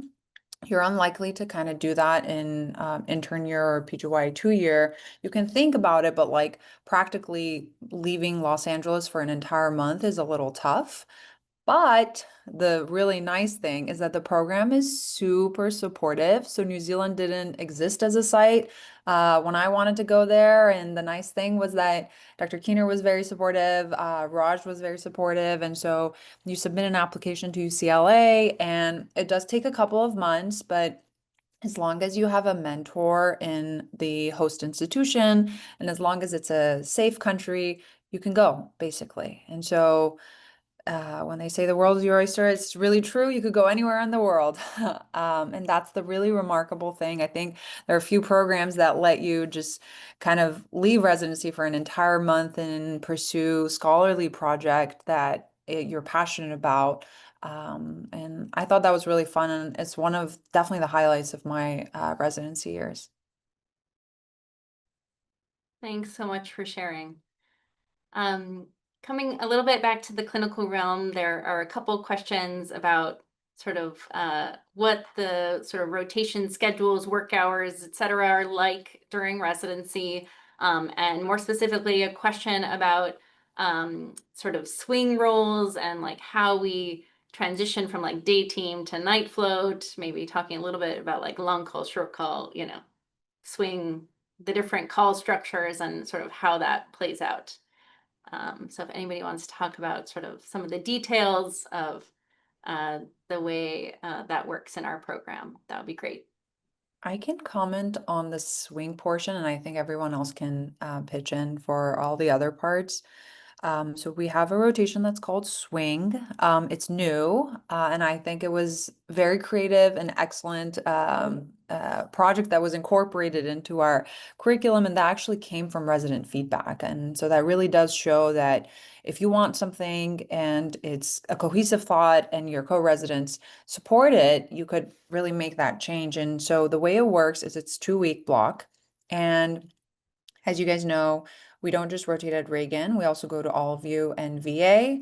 And so overnight from 5 p.m. until 7 a.m., you are at home, but you're fielding all of the pages from the VA and all of you. It doesn't turn out to be actually a lot of pages, to be completely honest.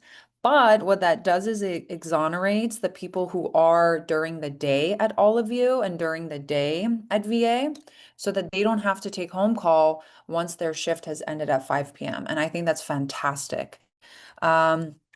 The other thing that I mean, I'm now interviewing for jobs, and the really awesome thing about Swing is that it teaches you telemedicine. And so a lot of times during Swing, we have especially at all of you, an iPad system that the nurses are trained with, and so are some of the other healthcare staff that are in all of you.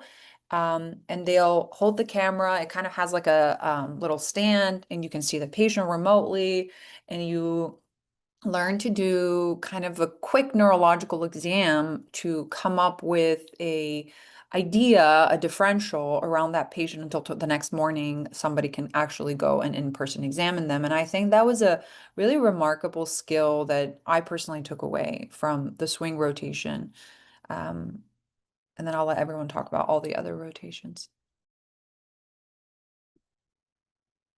Yeah, I can talk a little bit about each rotation. I was a VA intern, so I can only offer VA intern year things, and maybe our interns can talk a little bit about their schedule, but I'll focus on neurology. As you've probably heard, and you're going to hear a million more times, PGY2 is typically more inpatient heavy for almost every program in the country. And so we do, we do, and I think the question about transitions, right? I think, but we do a couple different rotations, and our biggest night rotation is going to be the Reagan night rotation, because Swing, as Maddie just talked about, kind of takes away the night portion of VA and all of you. Our transitions look like kind of a typical handoff. So at 7, we have our day team there from 7 a.m. to 5 p.m., which includes a senior and 2 juniors at Ronald Reagan, usually a senior and a junior at the other sites. From 5 to 7, we have a long call system. So a 1 junior resident will stay, and at Reagan, they cover both stroke and general services. They cover the pages for both and cross cover for both. So you might be admitting some people for either service. You also maybe just be cross covering. And that person holds a patient from 5 to 7. At 7 p.m., the night float person will come in from 7 to 7. So that's a 12-hour shift, is the night float at UCLA. That next morning, same transition, 7 a.m., hand off to the day team.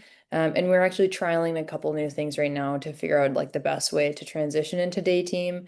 As it stands, there is a handoff actually more formally at 7:45, where the attendings are also present. So from 7 to 7:45, the day team comes on, the night float person's off the pager.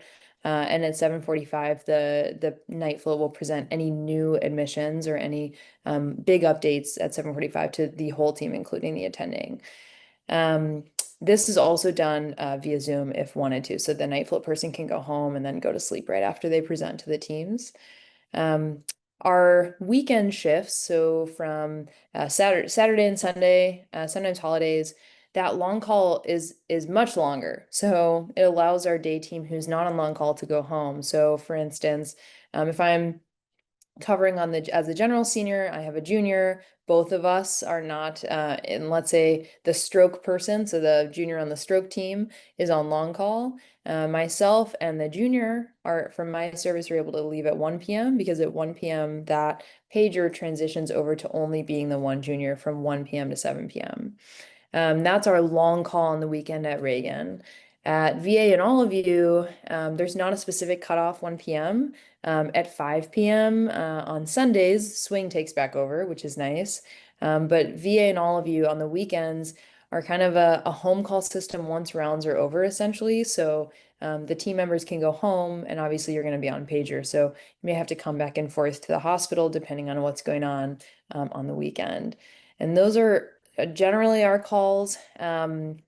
And there are times when, swing only works from Sunday night to Friday morning. So Friday nights and Saturday nights, you do still get the opportunity as a junior to understand what telehealth will be like, so that when you're on swing, it's not the first time you felt that. You've had a lot of home call before your swing and doing it on your own, essentially as a PGY 3 and 4. But there are a lot of systems in place to kind of alleviate the amount of time you're in the hospital, even though maybe that was confusing. It's easier for me to understand it because I did it all, but I'm happy to answer questions in the chat if you want any more clarification on our transitions. Thank you guys so much. One question that I'll ask here sort of about the clinical volume, and if you feel like it's too much, like you wish there was more, like how do you think the clinical volume is for the size of our program? Do you think you get good exposure? Do you feel like the volume is sufficient? I think from a learning standpoint, sure, we see all kinds of patients. We see the whole range of neurology. We see your bread and butter neuropathy, headaches, strokes, seizures. We see your zebras. We've had patients with long recovery from anti-NMDA encephalitis. We've had some strange cases of CIDP and/or some overlapping neuromuscular conditions. We've had some interesting behavioral neurology cases, both inpatient and outpatient. I mean, all over the map. I mean, we see it all. And actually, you would think that, well, I know there's often an illusion that, I don't know if this is a reputation that exists outside of the UCLA system, but there's often a reputation that, your other sites other than your main academic institution somehow have less zebras. And that's not actually the case. A lot of our zebras we actually see at Olive View, which is our LA County hospital that we go to, which is a hospital that serves some very underserved populations that are underinsured and really benefit from the subspecialty care that we're able to bring in as residents. And we've seen some very strange cases. I saw a case of, what was it? It was like a late onset leukodystrophy that was resulting in truncal ataxia.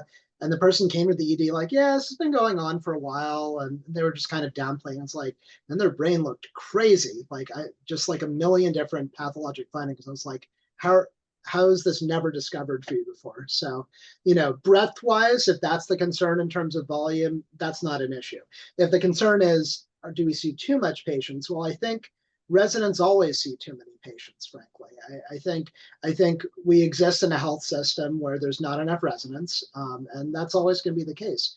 Could we always use an extra set of hands? Sure, I think that would be great. But I think the important thing is that we have systems in place, which we've sort of been touching on, which protect us and allow us to cover for each other and take care of each other in spite of that load of patients.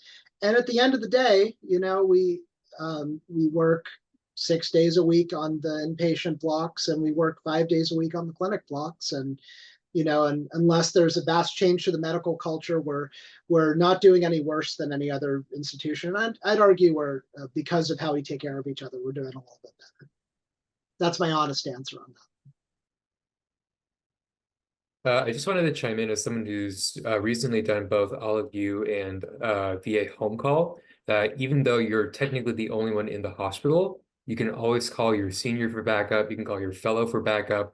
You can call your attending for backup. I felt very, very well supported during my time there across both those home calls, where it's scary. It's my first time as, the neurologist in the hospital. But it went pretty well with the support that I had. And I felt very comfortable with the patient volume that I saw. Yeah, I think we really tried to build in that graduated autonomy throughout the residency. We didn't mention I think specifically earlier, but the PGY2s don't start taking night float until several months into the PGY2 year, so they get experience being on long call and rotating on all of the different inpatient services before we start them on their night float shift. And so the night float is shared across all classes, and in distributing it that way, I would say each resident, does a couple of weeks of night float per year. So it's not a huge burden of night call. But I think one of the other advantages of the swing rotation was that sort of opportunity for autonomy for our senior residents in sort of triaging and fielding those calls as sort of exerting more independence and clinical decision making with the backup of the attendings at the VA and all of you who they reach out to directly to staff as their backups during that rotation. We have about 10 minutes left, and I'm going to ask my favorite question to each of our residents. If we could just go around, and I'd like you all to share what some of your favorite things are about each other, about your co-residents.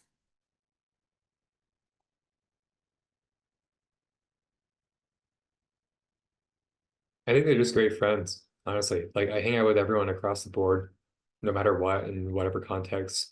And this goes also beyond neurology too. Like I was lucky enough to rotate from all of you, actually at all 3 sites. And so the medicine residents I see from both UCLA and all of you, I'm still friends with them. I hang out with them. And that's just great that you get to work with people that you enjoy. You get to watch them grow as seniors, and you are growing yourself too in your position. And you just kind of rely on each other both outside and inside the hospital. I think something that I would say is that everybody here is so thoughtful. I think, anytime I'm in the hospital and I run into somebody, they could be like deep in a conversation with somebody else, but they will just like something like their eyes will be like, oh my gosh, to say hi. And then they'll go back into the conversation. Or I've seen so many cakes like throughout like chief mail and like texts, like somebody's always buying a cake for somebody, whether it be for a birthday or a baby shower. And everybody is just so thoughtful. Like, I think we recognize that the time that we have in residency is so limited, but we spend a lot of time with each other, and I think it shows in every interaction that we have with each other. Yeah, I think very similarly, there's a really high level of respect for each other, which can be on a like friendship level, but also something I've noticed recently too, because I'm actually doing chart review research in an all of you chart, so I see a lot of my own colleagues' notes. And to hit on the thoughtfulness part, everyone's patient care is so phenomenal. I've also started to challenge myself to see if before I get to the bottom of the note, who wrote what. So I'm starting to really know people's literary style. But I love the thought of like when we're in clinics that aren't going to be our own continuity clinics, they're writing a really thoughtful note, of course, take care of the patient, but also to make sure the handoff to the next person is going to be smooth because another resident may see that person in 6 months. That's not them. And there's a lot of respect built into that for patients, for the field, for each other. And it's just like we as a whole are trying to represent the university well and our residency well.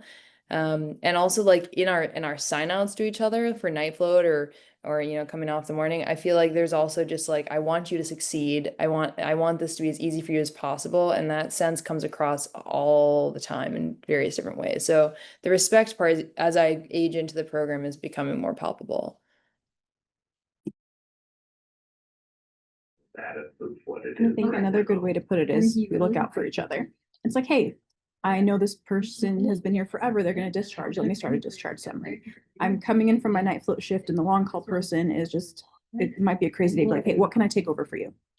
Even though there's a cutoff, it's like, oh, if it comes in before 6:30, you have to take it. Like, no, I've had people like, no, say, no, let me help. Or might come in the morning and I'll tell night float, like, let me take that. So it's just a give and take and a balance of looking out for each other, which I appreciate because we're all human, no matter where you go. Residency is going to be tough. But the people that you're around really make it. I kind of want to build on a theme that I'm hearing, which is beyond just do we hang out with each other, but it's do we fight for each other and get each other's backs and take bullets for each other. And absolutely. And we have a really strong camaraderie among us and our co-residents. And my little plug here is that, you know, one of the greatest expressions of that is that we have a strong union at UCLA. And now all of the UCs are one union of residents with 6,400 members. And I'm helping with the contract, which will hopefully start when you all come in as residents to UCLA. So feel free to ask me questions, but the greatest expression for me is that my colleagues are active members and we're all fighting to make sure we get a good contract, and that supports us. Love the union plug. Me too. I'm so glad he said that. I will add also, we go to each other's weddings, birthday parties, life events. And so we're supportive of each other kind of holistically and all around. And I really love that about our class. Natalie, you mentioned getting to know your new co-interns for the first time and sort of hitting it off. Tell me sort of what you enjoy about your class.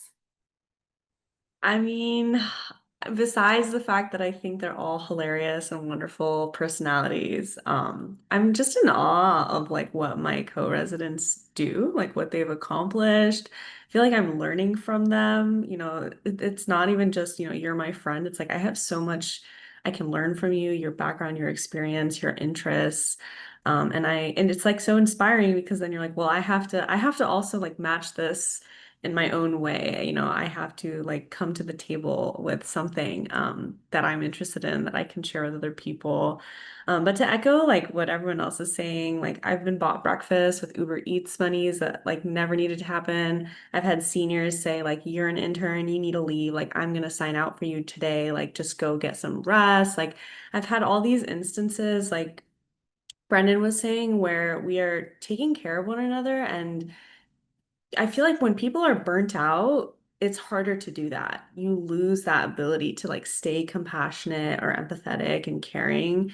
And I think it just goes to show that across all year levels, we do that. And I've only been here 2 months, and it's just incredible the amount of time.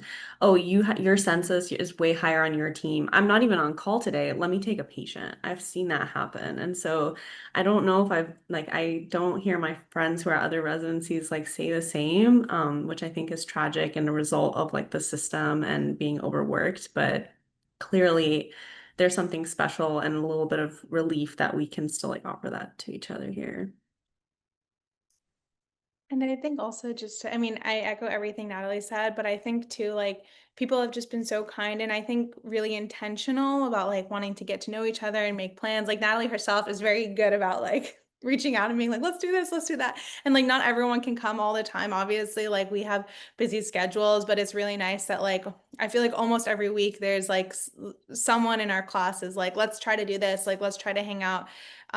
Like then and I think it's just really nice. I think especially for people that are like moving here and like if they don't like if they have never been to LA before, like don't have like a huge like network here, it's like a really great kind of like built-in family that you get when you come. All right.